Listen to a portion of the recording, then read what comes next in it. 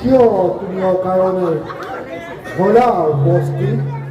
প্ৰভু, অকাৰণে অহাৰ কাৰণ যদি যাৰ সংগ্ৰহ ল'ব তেন্তে সৰ্বদা মাৰ্জনা কৰিব এই অৱলাপতি। নকৰা আক্ষেপ অতি সামান্য কথা। দুৰ্বল মন মোৰ অতিকে চঞ্চল। সেইবাবেই হ'ল আজি ধ্যান ভংগ। পৰা নাই বুজিব একোকে মই, কিয় আজি এই চঞ্চলতা। কোনোবাই যেন মোক কানে কানে কয় এৰি যাব অতি বহু দূৰলৈ। প্ৰভু নকৰিব অলিক কল্পনা, চিৰদিন জন্মৰে পুজি মই আপোনাৰ চৰণ। দিয়ক প্ৰভু এই আশীৰ্বাদ। হৰ হৰ মহাদেৱ, হৰ হৰ মহাদেৱ। হে জয় চন্দ্ৰশেখৰ জয়,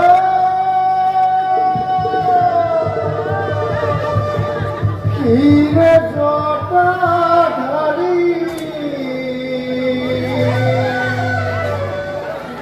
হৰ হৰ মহাদেৱ মুকুন্দ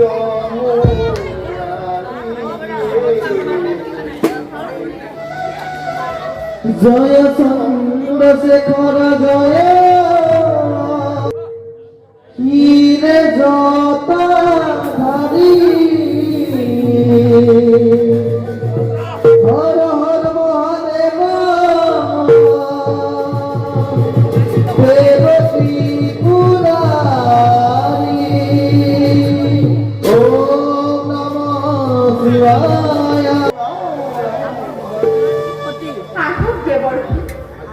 আজি অতি পুণ্যমণি দেখা পালো তব যুগল চৰণ। কওকচোন দেৱৰ্ষি, জগতৰ কোনখন বাতৰি? নাৰায়ণ নাৰায়ণ, নাই তেনে কোনো বিশেষ কৰ্তব্যৰ পালনৰ হেতু ভূমি ত্ৰিভুৱন আহি পালো কৰিলা।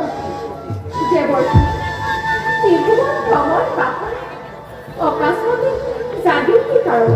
আশীৰ্বাদ চাওঁ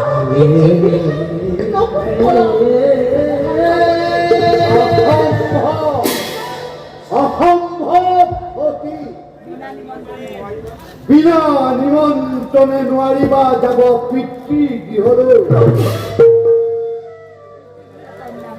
প্ৰভু, পিতৃ গৃহে কন্যা যাব পাৰে বিনা নিমন্ত্ৰণে? নোহেতা কোনো অপৰাধ। নাৰায়ণ নাৰায়ণ, দেৱী মই মাগিলো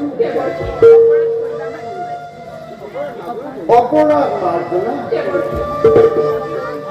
সতী শংকৰ গৃহৰ কন্দলৰ ভাত মই ল'ব নোৱাৰিম।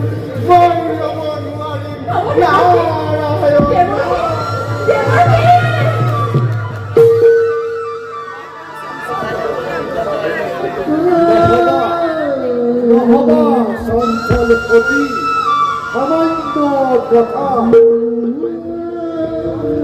নাই মোৰ কোনো স্পৃহা বিষয় বাসনা, নাই মোৰ কোনো মান অপমান। মিছাতে নকৰা আক্ষেপ কৈলাশ শিখৰৰ গিৰিমল্লিকা। নালাগে বিচাৰি যাব অট্টালিকা, পথৰ ভিক্ষা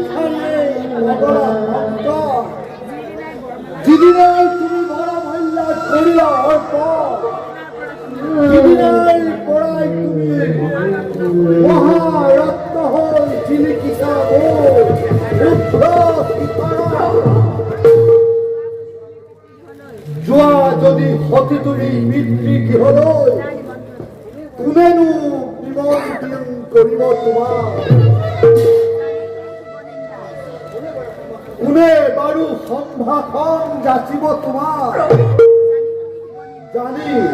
জানি শুনি শিৱনিন্দা শুনাৰ কাৰণে প্ৰয়াস কৰিছা যেতিয়া, তোমাৰ ইমান হেঁপাহ, নিশ্চয় পাৰিবা যাব। নাই তাত মোৰ কোনো অলপো আপত্তি। ভুল তুমি নুবুজিবা মোক। স্বয়ং নিন্দা শুনি তৃপ্তি লাভ লভিবৰ হেতু নাযায় কদাপি সতীৰ পিতৃৰ গৃহলৈ। হ'ব পাৰে পিতৃ মোৰ অতি দম্ভী, অতি অত্যাচাৰী। তথাপি প্ৰভু এবাৰ চেষ্টা কৰি চাওঁচোন, পাৰো নেকি আনিব তেওঁক মই সৎ পথলৈ। আৰু যদি ব্যৰ্থ হৈ যোৱা অতি, তেতিয়া তুমি কি কৰিবা অতি? কি কৰিবা? তেতিয়া ধ্বংস হ'ব সমুলমছে শিৱৰ নিত্যাকাৰী।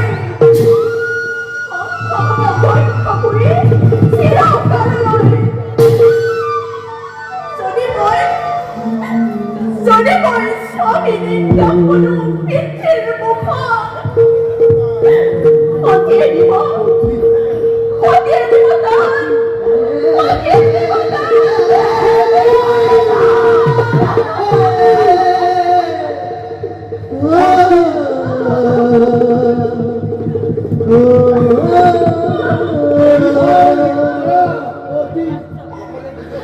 নকলেও বুজিব পাৰিছো মই। সেইবাবে মই বাৰে বাৰে কৰিছো।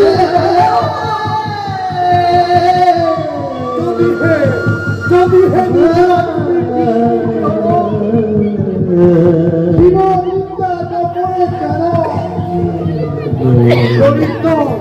দৰিদ্ৰৰ মহাৰত্ন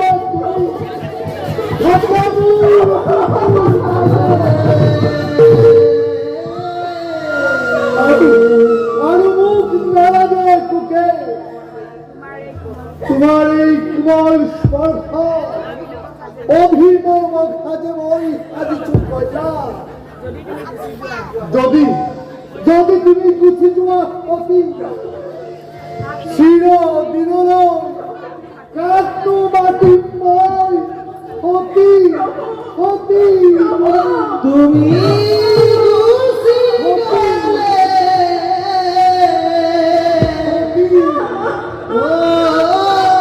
প্ৰাণ প্ৰিয়া, কেনেকৈ থাকিম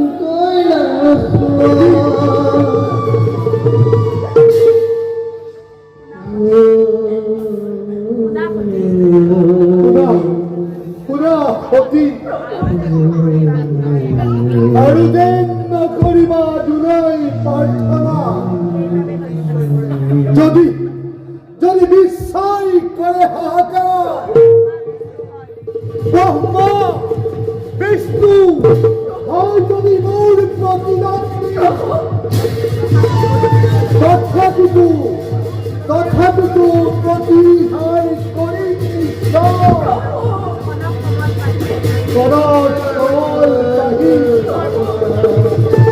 জীবন মুকুট ৰাশি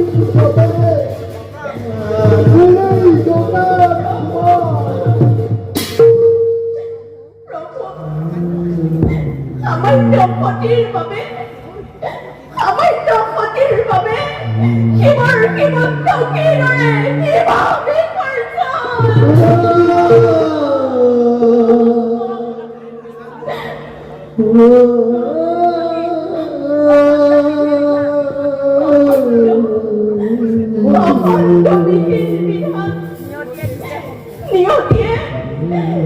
সখীয়ে বাৰে বাৰে কৰিছে সংগে যাবই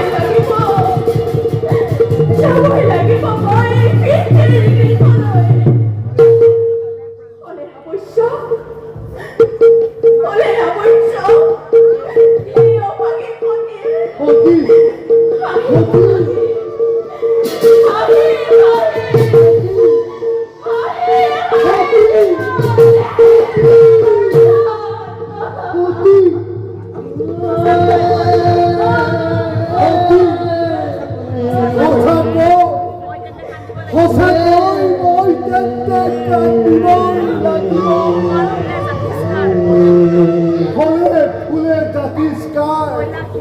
এই কল্যাণ শিখৰ নিকটে পৰিণত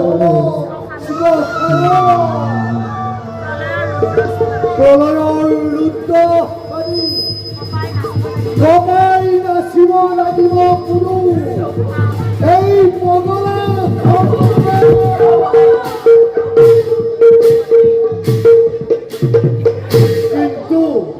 কিন্তু সতী নিজে অতি ভয়ংকৰ নহয়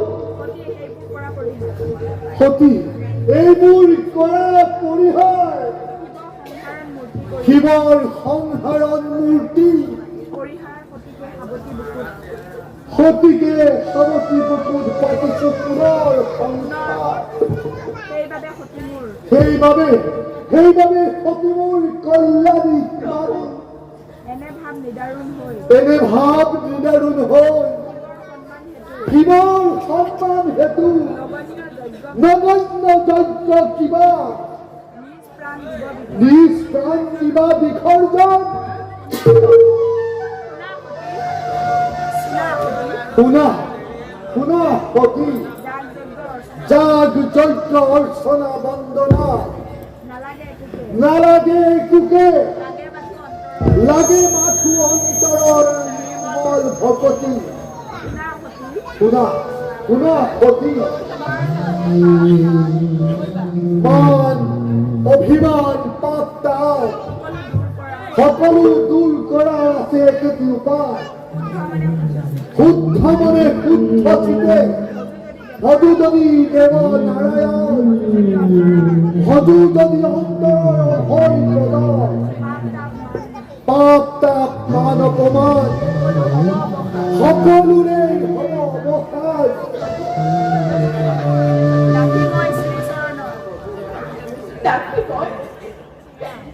ডাকিবই শ্ৰী চৰণৰ যোগে যোগে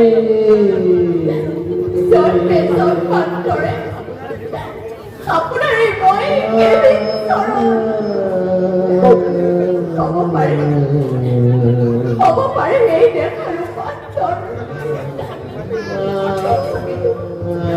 তথাপিতো আত্মতুমাতেই ৰয় আঁতৰাই দিয়া প্ৰভু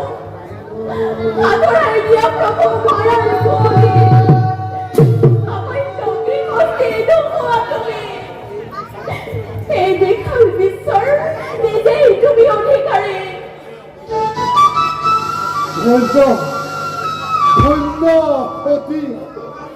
সতীৰ সতীত্ব বলে পোহৰাই দিলা আজি জ্ঞান চক্ষু মোৰ মায়াৰ পাশত আবদ্ধ এই মহান্ত শংকৰে বাৰে বাৰে সতীক কৰিছিল পৃথিৱী প্ৰদান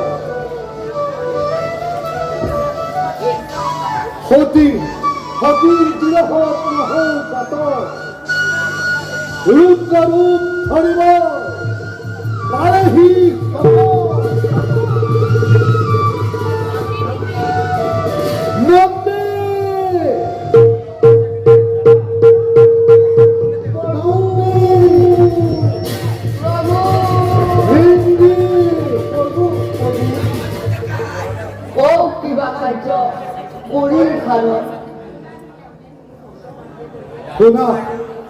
শুনা দুয়ো নন্দী ভৃঙ্গি মোৰ ভক্ত প্ৰাণধন সতী যাব পিতৃ গৃহলৈ বিশেষ কাৰ্য তোমালোকো দুয়োজন যাবা সতীৰ লগতে যোৱা আদেশ প্ৰাণে প্ৰাণে কৰিম পালন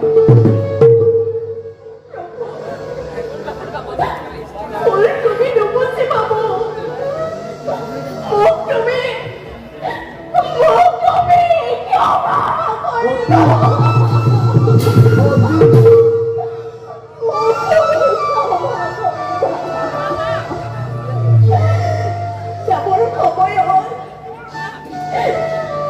যাবৰ সময়ত পাপৰ সম্পদ চৰণৰ তোলা দুটিমান থিয় প্ৰভু তাকে পালে আৰু মোক একোকে নেলাগে জন্মে জন্মান্তৰ হ'ব মোৰ কিৰৰ বিনাই দিয়া প্ৰভু